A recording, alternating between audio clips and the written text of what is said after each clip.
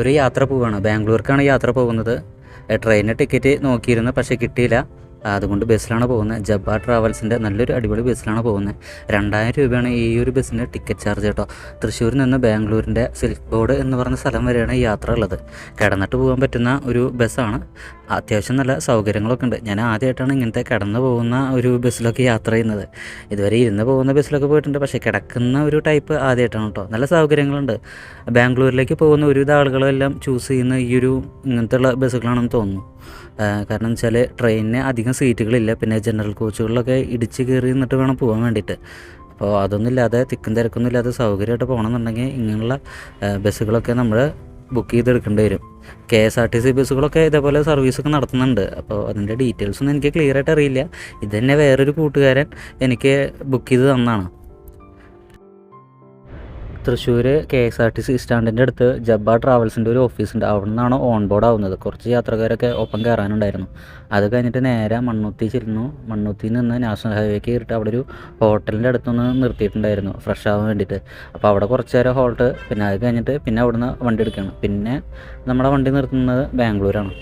അപ്പോൾ ഈ നിൽക്കുന്ന അടിപൊളി വണ്ടിയാണ്. നല്ല പെയിൻ്റൊക്കെ അടിച്ചിട്ട് ടൂറിസ്റ്റ് ബസ്സാണ് കേട്ടോ. ടൂറിസ്റ്റ് അല്ല, എന്താ പറയുക, ഇങ്ങനെ ട്രാവൽസിന് പോകുന്ന അടിപൊളി പെയിൻ്റൊക്കെ അടിച്ചിട്ടുള്ള ബസ്സാണ്. ഇപ്പം നമ്മുടെ നാട്ടിലെ വെള്ളയും ബസ്സുകളാണ് ഉള്ളത്. ഇത് ഇവിടേക്ക് പോകുന്ന ബാംഗ്ലൂർക്കൊക്കെ പോകുന്ന വണ്ടി കാരണമായിരിക്കണം ഇങ്ങനെ പെയിൻ്റൊക്കെ അടിച്ചത്. നല്ല അടിപൊളി ബസ് തന്നെയാണ്. അതേപോലെ തന്നെ നല്ല രീതിയിലുള്ള യാത്രയാണ്. വണ്ടിക്ക് വലിയ കുലുക്കോ കാര്യങ്ങളൊന്നുമില്ല. അപ്പോൾ അതുകൊണ്ട് തന്നെ നമുക്ക് ഉറങ്ങിയിട്ട് പോകാൻ സാധിക്കും. വണ്ടിയുടെ ഉള്ളിലെ കുറച്ച് കാഴ്ചകളെന്ന് പറഞ്ഞാൽ ഇങ്ങനെയാണുള്ളത്.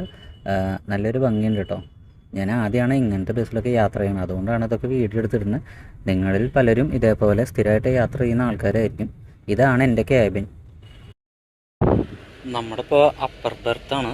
ഇതിൻ്റെ ഉള്ളിൽ ഭയങ്കര സൗകര്യങ്ങളാണ് കേട്ടോ. നല്ല അടിപൊളി വോൾവോ ബസ്സാണല്ലോ. അവിടെ ഇങ്ങനെ നമ്മുടെ ചാർജ് ചെയ്യാനുള്ള ഒരു പോർട്ടുണ്ട്. അതുപോലെ ഇവിടെ വേറെ എന്തൊക്കെയോ സാധനങ്ങൾ എടുത്തേക്കുന്ന സ്ഥലം, ചാരിരിക്കാനുള്ള ഒരു സംഭവം. ഇവിടെ ഒരു കുപ്പി വെള്ളം പ്രൊവൈഡ് ചെയ്തിട്ടുണ്ട്. പിന്നെ തലകണ നല്ലൊരു കമ്പളി, പിന്നെ നമ്മുടെ ബാഗ് വെക്കാനുള്ള ഒരു സാധനം അതൊക്കെ ഉണ്ട്. പിന്നെ അവിടെ ലൈറ്റ്, AC-ൻ്റെ. അപ്പം നമുക്ക് നമ്മുടെ യാത്ര തുടങ്ങാം. ഇനി ബാംഗ്ലൂരുള്ള കാഴ്ചകളായിരിക്കും. ഞാൻ ഇവിടെ നിന്ന് ബാംഗ്ലൂർ എത്തിയതിൻ്റെ ശേഷമാണ് ഞാൻ വേറൊരു കാര്യം ശ്രദ്ധിച്ചത്. അപ്പോൾ നമ്മൾ ഈ വണ്ടിയിൽ ഇങ്ങനെ പോകുന്ന പോലെ തന്നെ ഒരുപാട് വണ്ടികൾ ഇതേപോലെ സർവീസ് നടത്തുന്നുണ്ട്. അപ്പോൾ ഞാൻ ബാംഗ്ലൂർ അവിടെ ചെന്ന് ഇറങ്ങിയതിന് ശേഷം ഓട്ടോയ്ക്ക് വേണ്ടി കാത്തു നിൽക്കുന്ന സമയത്ത് ഒരുപാട് ബസ്സുകൾ ഇങ്ങനെ വന്നു പോകുന്നത് ഞാൻ കണ്ടു. എല്ലാതും ഇതേപോലെ തന്നെ കിടന്നിട്ട് പോകാൻ പറ്റുന്ന നല്ല അടിപൊളി ബസ്സുകൾ തന്നെയാണ്. എല്ലാതും ബാംഗ്ലൂരിൽ ജോലിക്കായിട്ട് എത്തുന്ന ആളുകൾ തന്നെയാണ് കേട്ടോ. ട്രെയിൻ അത്യാവശ്യം കുറവാണ് ഈ ഒരു ഏരിയയിലേക്ക് എന്നാണ് ഞാൻ കേട്ടിട്ടുള്ളത്. ഇനി ഉണ്ടെങ്കിൽ തന്നെ അതെല്ലാം നേരത്തെ തന്നെ ബുക്ക്ഡ് ആയിരിക്കും. അതൊന്നും നമുക്ക് കിട്ടുക എളുപ്പമല്ല. പിന്നെ ഒരു കൂടുതൽ പൈസ കൊടുത്തിട്ട് പോകുക തന്നെയാണ് സ്ഥിതി. അതിപ്പോൾ ബാംഗ്ലൂർ ജീവിക്കുന്ന ആൾക്കാർക്ക് അതിൻ്റെ ഒരു വിഷമം മനസ്സിലാവുള്ളൂ. ഒരു സീസൺ ടൈമിൽ നല്ല റേറ്റ് ഈ ബസ്സുകാരെല്ലാം വെക്കും. അത് എന്താ പറയുക, നമ്മളതിനെ കഴുത്തറുത്ത് കൊല്ലുന്നതിന് തുല്യമാണ് എന്ന് വേണമെങ്കിൽ പറയാം. പിന്നെ ഞാനിവിടെ കണ്ടിട്ടുള്ള വേറൊരു കാഴ്ചയാണ് ഓട്ടോ ചേട്ടന്മാരുടെ. നമ്മൾ ബസ് ഇറങ്ങുമ്പോൾ തന്നെ അവിടെ കുറേ ഓട്ടോക്കാർ ഇങ്ങനെ കാത്തു നിൽക്കുന്നുണ്ടാവും. നമ്മൾ ബസ് ഇറങ്ങുമ്പോൾ തന്നെ നമ്മളതിനെ വിളിച്ച് കൊണ്ടുപോകാൻ വേണ്ടിയിട്ട് അവരിങ്ങനെ ഓരോന്നോരോന്നും ഇങ്ങനെ ചോദിച്ചുകൊണ്ടേയിരിക്കും. നമ്മൾ വേണ്ടെന്ന് പറഞ്ഞിട്ട് പിന്നാലെ പോയാലും ഒരു 2-3 അടി നമ്മുടെ പിന്നാലെയും കൂടി വരും. എവിടേക്ക് പോകണം, എന്തിനാ പോകണം, ഇവിടെ നിന്നിട്ട് വേറെ വണ്ടിയൊന്നും കിട്ടില്ല, അങ്ങനെയാണ് ഇങ്ങനെയാണെന്നൊക്കെ പറഞ്ഞിട്ട്. പക്ഷേ നമ്മൾ യൂബർ അല്ലെങ്കിൽ ഓയോ അങ്ങനെയുള്ള ആപ്ലിക്കേഷനൊക്കെ വഴി ബുക്ക് ചെയ്തിട്ട് പോവുകയാണെങ്കിൽ ഒക്കെ നല്ലതാണ് കേട്ടോ. കാരണം നേരിട്ട് ഓട്ടോക്കാരുടെ കയ്യിൽ നിന്ന് എടുക്കുകയാണെന്നുണ്ടെങ്കിൽ അവർ നമ്മളെ പറ്റിക്കാൻ ചാൻസ് ഉണ്ട്, കുറച്ച് റേറ്റ് കൂടുതൽ പറയും.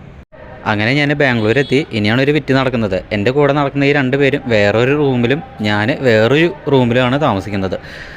എൻ്റെ റൂം വരുന്നത് ലാൽബാഗ് എന്ന് പറഞ്ഞ സ്ഥലത്താണ്. അപ്പോൾ അവരങ്ങനെ വേറെ റൂട്ട് പോയി, ഞാൻ ഈ ഓട്ടോയിൽ കയറി അങ്ങനെ പോവുകയാണ്. എൻ്റെ ആകെയുള്ള ഒരു ആശ്രയം എന്ന് പറഞ്ഞിട്ടുണ്ടെങ്കിൽ നമ്മുടെ ഗൂഗിൾ മാപ്പ് ഉണ്ട്. ആ ഗൂഗിൾ മാപ്പിൽ നോക്കിയിട്ടാണ് പോകുന്നത്. ഈ ഓട്ടോക്കാരെ എവിടെയെങ്കിലും കൊണ്ട് നിർത്തി കഴിഞ്ഞിട്ടുണ്ടെങ്കിൽ എനിക്ക് തിരിച്ച് പോകാനുള്ള വഴിയോ ഒന്നും അറിയില്ല, ഭാഷ പോലും അറിയില്ല.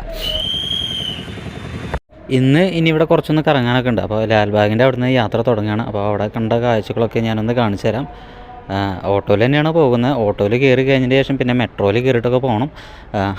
ഇവിടെ നല്ല രസമാണ് കേട്ടോ. ഒരുവിധം എല്ലാ വീടുകളുടെ മുന്നിലും ഇങ്ങനെ പൂക്കളൊക്കെ ഇങ്ങനെ വരച്ച് വെച്ചിരിക്കുന്നുണ്ട്. പൂക്കളാണോ എന്താണെന്നറിയില്ല, എന്തോ ചിത്രങ്ങളൊക്കെ ഇങ്ങനെ വരച്ച് വെച്ചിരിക്കുന്നുണ്ട്. മെട്രോയിലാണ് പോകുന്നത്. മെട്രോയിൽ പോകുമ്പോൾ തന്നെ അവർ എനിക്ക് ടിക്കറ്റും തന്നില്ല, ഇതേപോലെ ഒരു കോയിനാണ് തന്നത്. അത് കഴിഞ്ഞിട്ട് ട്രെയിനിൽ കയറി കഴിഞ്ഞതിന് ശേഷം നമ്മൾ ഏതോ ലാൽബാഗ് മജസ്റ്റിക് എന്ന് പറഞ്ഞ സ്ഥലത്ത് ഇറങ്ങുമ്പോൾ ഈ കോയിന് അവിടെ ഇടണം, എന്നാൽ മാത്രമാണ് നമ്മുടെ ഒരു ഗേറ്റ് തുറക്കുള്ളൂ. മജസ്റ്റിക്കിൽ നിന്ന് നേരെ പോകുന്നത് ബയ്യപ്പനഹള്ളി എന്ന് പറഞ്ഞ സ്ഥലത്തേക്കാണ്. അവിടെ നിന്ന് വീണ്ടും ഓട്ടോയിൽ കയറിയിട്ട് അക്ഷയനഗർ എന്ന് പറഞ്ഞ സ്ഥലത്തേക്കാണ് പോകുന്നത്. നല്ല രസമുണ്ട് ഓരോ യാത്രകളും. ഇതുവരെ കേൾക്കാത്ത കുറേ ഭാഷകൾ, ഹിന്ദി, തെലുങ്ക്, കന്നഡ, തമിഴ്, അങ്ങനെ എല്ലാം കൂടി മിക്സ് ചെയ്തിട്ടുള്ള കുറേ ഭാഷകളൊക്കെ ഞാൻ അവിടെ ഇവിടെ നിന്ന് കേട്ടു. എനിക്ക് ഈ ഭാഷകളൊന്നും അറിയാത്ത കാരണം വലിയ ബുദ്ധിമുട്ടൊന്നും ഉണ്ടായില്ല. ഇവിടുത്തെ ഫുഡൊക്കെ നല്ല രസമാണ് കേട്ടോ. കുറച്ച് ചോറ് തരും, കുറച്ച് തൈര് കൂട്ടി വേറെ ചോറുണ്ടാവും, പിന്നെ ഒരു 2-3 പൂരിയുണ്ട്, പിന്നെ പപ്പടത്തിൻ്റെ ഒക്കെ ചെറിയൊരു പീസ് ഉണ്ട്, പിന്നെ കുറേ കറികളൊക്കെ ഉണ്ട്. ഇങ്ങനെയാണ് നമുക്ക് ചോറൊക്കെ കിട്ടുന്നത്. പിന്നെ ഇവിടെ ഓട്ടോറിക്ഷയാണ് മെയിനായിട്ടുള്ളത്. ഇഷ്ടംപോലെ ഓട്ടോറിക്ഷകളുണ്ട്. കുറേയൊക്കെ ഓൺലൈനായിട്ട് ഓടുന്ന ഓട്ടോറിക്ഷകളാണ്. നല്ല രസമാണ് കേട്ടോ ഇവരുടെ ഓട്ടോ ഓടിക്കുന്നത് കാണാൻ തന്നെ. നമ്മുടെ ജീവൻ കൈ പിടിച്ചിട്ടാണ് ഇവരുടെ വണ്ടിയിലിരിക്കാൻ വേണ്ടിയിട്ട്.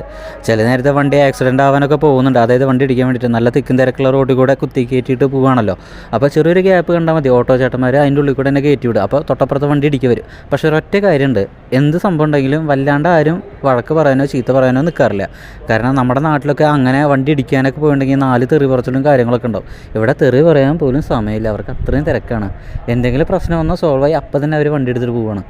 അങ്ങോട്ടും മുണ്ടോ ഇങ്ങോട്ടും പറച്ചിലോ ഒന്നുമില്ല. നമ്മുടെ നാട്ടിൽ ആ സമയത്ത് തന്നെ ചിലപ്പോൾ നല്ല വാക്കേരുണ്ടാവും, ചിലപ്പോൾ തല പൊളിക്കലും ഒക്കെ ഉണ്ടായിട്ടുണ്ടാവും. അങ്ങനെ ബാംഗ്ലൂരിൽ നിന്ന് വീണ്ടും ട്രെയിൻ കയറി ഞാൻ യാത്രയായി. കുപ്പം എന്ന് പറഞ്ഞ സ്ഥലത്തേക്കാണ് എത്തുന്നത്.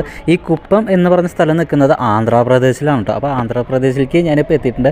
എൻ്റെ ജീവിതത്തിൽ ആദ്യമായിട്ടാണ് ഞാൻ ആന്ധ്രാപ്രദേശിലേക്ക് എത്തുന്നത്.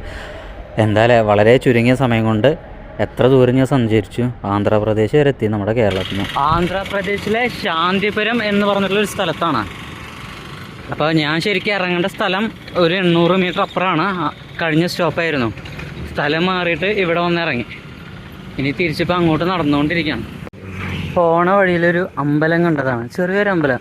ഇവിടെ എവിടെ നോക്കിയിട്ടുണ്ടെങ്കിൽ ഇതേപോലത്തെ ചെറിയ അമ്പലങ്ങളൊക്കെ കാണാം കേട്ടോ വഴിവെക്കിൽ. ബിസ്മില്ല ഹോട്ടൽ. ഇവിടെയുള്ള ബസ്സുകളൊക്കെ കണ്ടോ, നല്ല പ്രത്യേക രസമുണ്ട് കാണാൻ വേണ്ടിയിട്ട്. ഇത് ആന്ധ്രാപ്രദേശ് KSRTC ആണ്.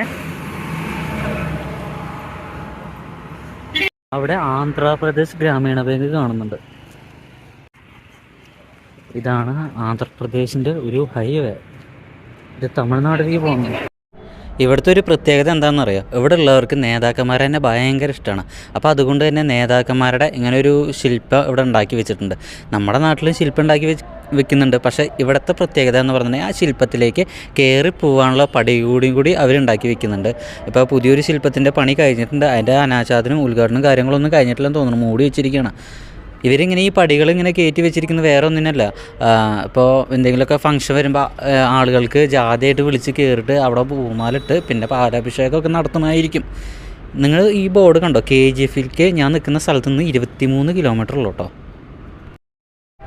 അങ്ങനെ ആന്ധ്രാപ്രദേശിലെ ശാന്തിപുരം എന്ന സ്ഥലത്ത് നിന്ന് പളമനീർ എന്ന് പറഞ്ഞ സ്ഥലത്തേക്ക് പോവുകയാണ്. പളം എന്ന് പറഞ്ഞ പഴം, നീര് എന്ന് പറഞ്ഞിട്ടുണ്ടെങ്കിൽ നീര്, നമ്മുടെ തണ്ണി, പഴത്തിൽ നിന്ന് വരുന്ന തണ്ണി, അതൊക്കെയാണ് ആ സ്ഥലത്തിൻ്റെ അർത്ഥം എന്നൊക്കെയാണ് എൻ്റെ കൂട്ടുകാരൻ പറഞ്ഞു തന്നത്. കൃത്യമായിട്ടുള്ള കാര്യങ്ങൾ അവിടെ ചെന്നാലേ അറിയാൻ പറ്റുള്ളൂ. പിന്നെ കോഴിപ്പോരൊക്കെ നടക്കുന്ന ഒരു സ്ഥലമാണ്. അതായത് പോര് കോഴികളിനെ വെച്ചിട്ട് ഇങ്ങനെ യുദ്ധം ചെയ്യിപ്പിക്കില്ലേ, അങ്ങനത്തെ പരിപാടികളൊക്കെ അവിടെ നടക്കുന്നുണ്ടെന്നാണ് എന്നോട് പറഞ്ഞത്. സംഭവങ്ങൾ എന്തെങ്കിലും ഉണ്ടെങ്കിൽ അവിടെ ചെന്നിട്ട് അറിയാം. നല്ലൊരു സ്ഥലമാണെന്ന് വിചാരിക്കുന്നു. കണ്ടിട്ടൊരു ഗ്രാമീണ മേഖലയായിട്ടാണ് എനിക്ക് തോന്നുന്നത്. അവിടുത്തെ ഭക്ഷണം താമസം എങ്ങനെയാണെന്നറിയില്ല, അവിടുത്തെ ഭക്ഷണം പിടിക്കുമെന്നറിയില്ല. എന്തായാലും വരുന്നൊക്കെ വഴിയിൽ വെച്ചിട്ട് കാണാം, അത്ര തന്നെ. ഇനി ഇവിടെ നിന്ന് അങ്ങോട്ട് യാത്ര തന്നെയാണ്. ഓരോ സ്ഥലങ്ങളിങ്ങനെ കറങ്ങി പോയിക്കൊണ്ടിരിക്കുന്നതാണ്.